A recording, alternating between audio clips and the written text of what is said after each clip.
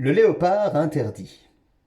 Un vieux léopard, peut-être un peu aigri, bougonnait contre tout du matin à la nuit.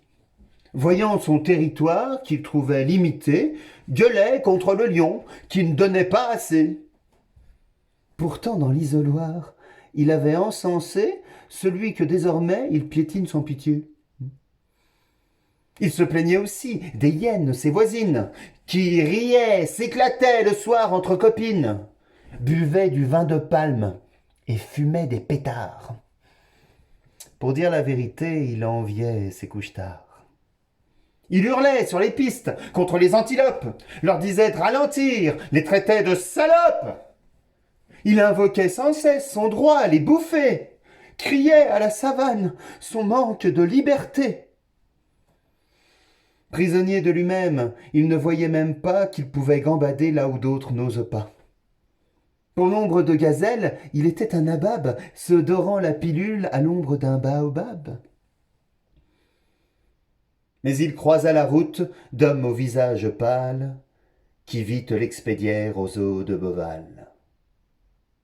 C'est là qu'il reconnut, dans la cellule voisine, un singe qui souriait, accro à la morphine, éveillé comme un homme devant le Tour de France. Le félin le salua comme une vieille connaissance.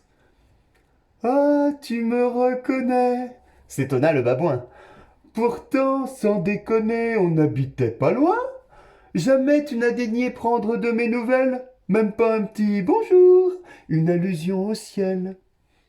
Tu préférais grogner. Oh, tu nous as saoulés.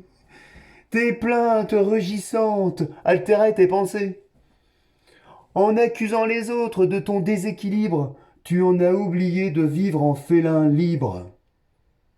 Entre ces quatre murs, croisant un vieux routier, tu vas vite regretter ta liberté passée. » Pour la première fois, notre vieux léopard se mit à réfléchir. Il n'est jamais trop tard. Se surprit à rêver, aux détails de sa vie, tout ce qui l'emmerdait devint le paradis. Avait envie de chasser, courir tous les matins. Aux hyènes payer un coup, aux gnous faire des câlins. Il brûlait de sauter au cou de la girafe. Vécu en fauve libre serait son épitaphe. Mais, pour ce résistant de la dernière heure, plus de monnaie à mettre dans son eurodateur. Moralité. Avant d'être enfermé, ça pourrait arriver. Jouissons de nos libertés et arrêtons de râler. Mieux vaut fermer sa gueule et mettre un adhésif. On pourrait, je sais pas, jouer un peu collectif.